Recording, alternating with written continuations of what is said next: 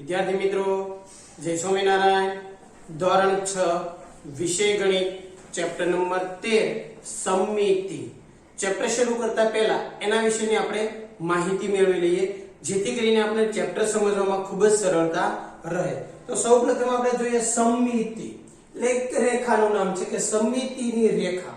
તો સમિતિની રેખા ક્યારે બને બરોબર अथवा સમિત આકૃતિ કોને કહેવાય સમિત આકૃતિ बराबर। तो ये आकृति कोने कही शकाय अने ये आकृतिमां समितिनी रेखा क्यारे बनी शके तो जोईए आपणे समितिनी रेखा एक अरीसा जेवी छे એટલે કે કેવી છે જે આપને ખ્યાલ છે અરીસાનું કામ શું છે તો કે અરીસાનું કામ છે એની સામે જે વસ્તુ મૂકો એવી જ તમને એનું પ્રતિબિંબ વસ્તુનું જોવા મળે। તો સમિતિની રેખા એક અરીસા જેવી છે જે આકૃતિના બરાબર બે સરખા ભાગ કરે છે। એ શું કરે છે સમિતિની રેખા તો કે જે આકૃતિ તમને આપેલી હોય એ આકૃતિના બે સરખા ભાગ કરે છે। તો જો બે સરખા તે ભાગ કરતી હોય એને સમિત આકૃતિ અને જે રેખા ભાગ વડે ભાગ થતા હોય એને સમિતિની રેખા તરીકે ઓળખવામાં આવે છે। આપણે જોઈએ અહીં એક આકૃતિ દોરું છું તમે જોઈ શકો છો કે આ આકૃતિ ચોરસની આકૃતિ છે બરાબર। જો આ આકૃતિને સમિત આકૃતિ ક્યારે કહી શકાય કે જો આમાં સમિતિની રેખા તમે દોરી શકો તો તમે ખ્યાલ છે કે આ આકૃતિના તમે ઘણી બધી રીતે બે સરખા ભાગ કરી શકો છો। બે સરખા ભાગ એટલે કઈ રીતે કે એક ભાગની ઉપર બીજો ભાગ બંધ બેસવો જોઈએ એ રીતે બે સરખા ભાગ થવા જોઈએ। તો તમે જોઈ શકો કે જો હું આ રીતે ઊભી સમિતિની રેખા દોરું તો આ ભાગ ઉપર આ ભાગને આમ વાળી શકું છું એટલે કે બંધ બેસતો કરી શકું છું अथवा जो હું આમ આડી સમિતિની રેખા દોરું તો નીચેના ભાગને ઉપરના ભાગ ઉપર વાળી શકું છું એટલે કે એ રીતે પણ એને વાળી શકું છું। अथवा હું ચોરસ આકૃતિમાં આ રીતે આ ત્રાસી સમિતિની રેખા પણ દોરી શકું કારણ કે નીચેના ભાગને હું ઉપરના ત્રિકોણ ઉપર વાળી શકું છું। તો આ ચોરસ જે આકૃતિ છે એ ચોરસ આકૃતિને સમિતિની આકૃતિ તરીકે ઓળખવામાં આવે છે અને જે આપણે રેખા દોરીએ છીએ કે જેના વડે આકૃતિના બે સરખા ભાગ થાય છે એને સમિતિની રેખા તરીકે ઓળખવામાં આવે છે। એ રીતે દરેક આકૃતિમાં आकृति घणी बधी होय चौरस होय लंबचौरस होय त्रिकोण होय चतुष्कोण होय આવી ગમે તે આકૃતિમાં સમિતિની રેખા તમે કેટલી દોરી શકો અથવા તો દરેક આકૃતિની અંદર સમિતિની રેખા અલગ અલગ હોય છે। કોઈક આકૃતિમાં સમિતિની રેખા એક હોય કોઈકમાં બે હોય અથવા અમુક આકૃતિ એવી હોય એમાં અસંખ્ય પણ સમિતિની રેખા હોય છે અને ઘણી આકૃતિ એવી પણ બની શકે છે કે જેમાં એક પણ સમિતિની રેખા બની શકતી નથી। તો જે આકૃતિમાં એક પણ સમિતિની રેખા બની શકે નહીં એવી આકૃતિને સમિત આકૃતિ કહી શકાય નહીં। જે આકૃતિના તમે બે સરખા ભાગ કરી શકો તે જ આકૃતિને સમિત આકૃતિ તરીકે ઓળખવામાં આવે છે। ચોરસ આપણે ઉદાહરણ લીધું એ જ રીતે તમે લંબચોરસ લઈ શકો છો ચતુષ્કોણ લઈ શકો છો તો એ જે આકૃતિ છે એ સમિત આકૃતિ છે। સમિતિની રેખાને તેની ધરી એટલે કે અક્ષ પણ કહે છે એટલે કે આજે આપણે સમિતિની રેખા દોરીએ છીએ આ સમિતિની રેખાને સમિતિની ધરી પણ કહી શકાય અથવા સમિતિનો અક્ષ અથવા અક્ષ તરીકે પણ ઓળખવામાં આવે છે। સમિત આકૃતિને 1 2 3 કે તેથી વધુ સમિતિની રેખા હોઈ શકે છે એટલે કે જો કોઈ આકૃતિ સમિત આકૃતિ હોય તો એને એકય સમિતિની રેખા હોઈ શકે બે હોઈ શકે ત્રણ પણ હોઈ શકે અને અસંખ્ય એટલે કે ત્રણ કરતા વધારે પણ સમિતિની રેખા હોઈ શકે છે। કોને કે જે આકૃતિ સમિત આકૃતિ હોય તેને જ સમિતિની રેખા હોઈ શકે છે। જે આકૃતિ સમિત આકૃતિ નથી તેને એક પણ સમિતિની રેખા હોઈ શકે નહીં।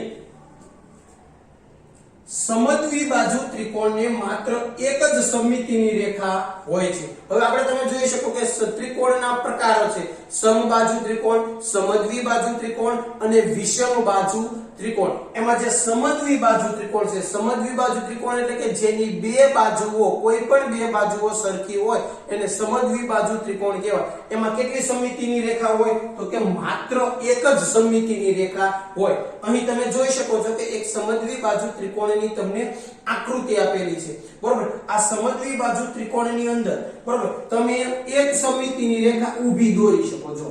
આ રીતે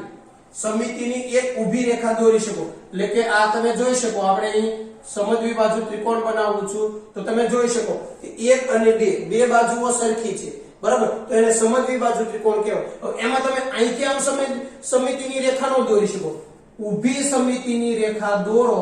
તો જ આકૃતિના બે સરખા ભાગ તમને થતા જોવા મળશે એટલે કે બરાબર બે સરખા ભાગ છે તો આ જે સમદ્વિ બાજુ ત્રિકોણ છે એમાં કેટલી સમિતિની રેખા દોરી શકાય માત્ર ને માત્ર એક જ સમિતિની રેખા તમે દોરી શકો છો ત્યારબાદ છે સમબાજુ ત્રિકોણને ત્રણ સમિતિની રેખા હોય સમબાજુ ત્રિકોણ એટલે કે જેની ત્રણે ત્રણ બાજુઓના માપ સરખા હોય તે ત્રિકોણને સમબાજુ ત્રિકોણ તરીકે ઓળખવામાં આવે છે તો તમે અહીં આકૃતિમાં જોઈ શકો તો તમને એક સમબાજુ ત્રિકોણ આપેલો છે આ સમબાજુ ત્રિકોણમાં તમે ત્રણ સમિતિની રેખા દોરી શકો જો તમે સમબાજુ ત્રિકોણમાં ઊભી સમિતિની રેખા દોરો તો આ રીતે સમબાજુ ત્રિકોણના બે ભાગ થશે જો તમે આ રીતે આડી સમિતિની રેખા દોરો તો આ રીતે બે ત્રિકોણના ભાગ થતા જોવા મળશે અથવા તમે આ રીતે અહીંયાથી પણ આડી સમિતિની રેખા દોરી શકો છો એટલે કે સમબાજુ જો ત્રિકોણ હોય તો એમાં કેટલી સમિતિની રેખા હોઈ શકે છે તો કે એમાં ત્રણ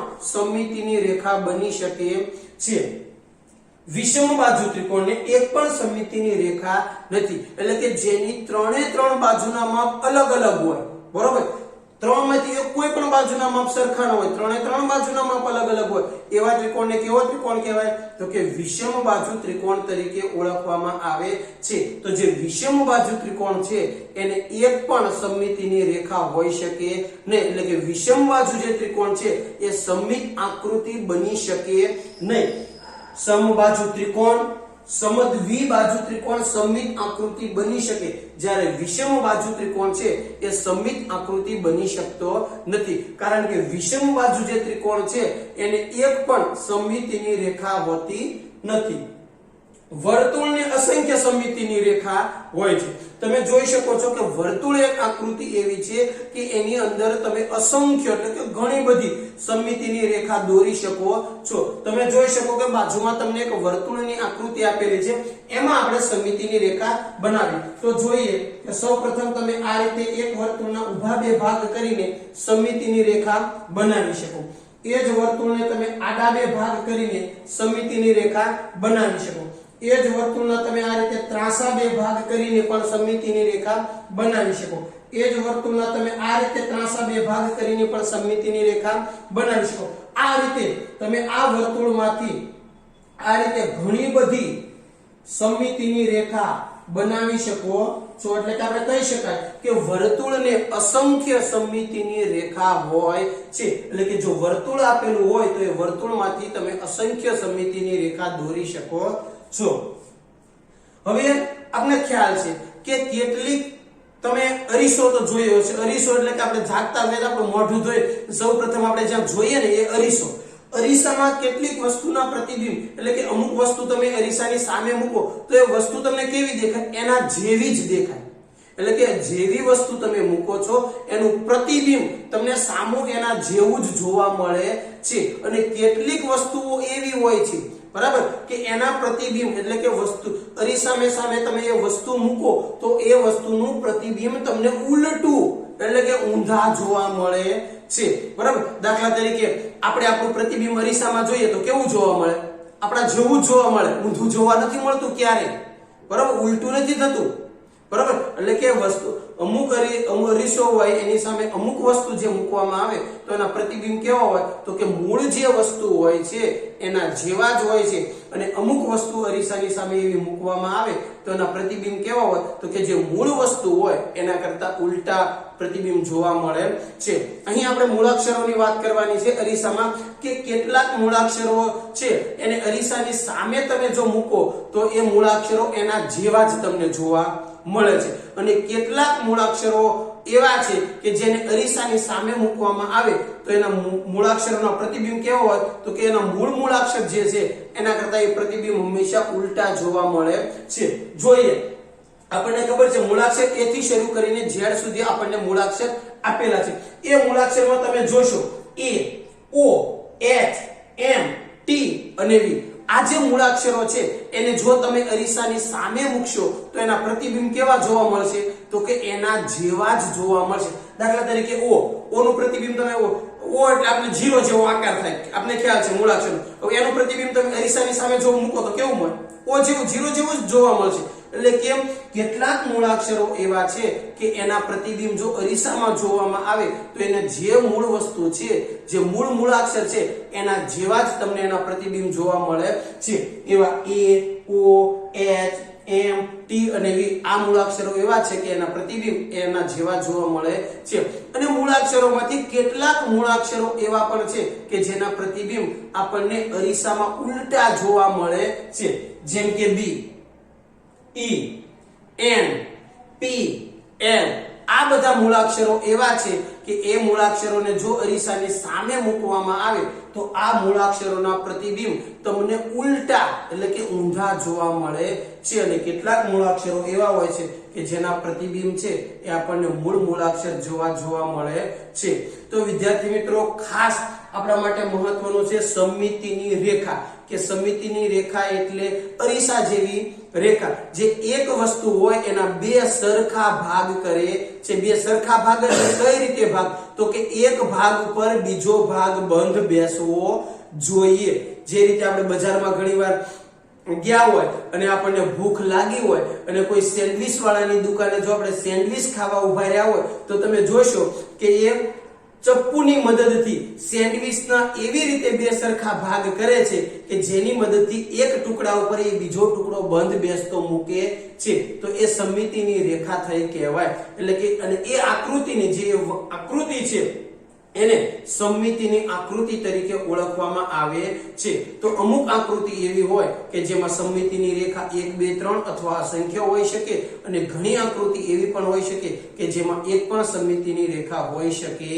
નહીં. તો આ રીતે તમે સમમિતિ આકૃતિ કોને કહેવાય સમમિત અને સમમિતિની રેખા કોને કહેવાય એના વિશે માહિતી મેળવી છે. આભાર. જય સ્વામિનારાયણ.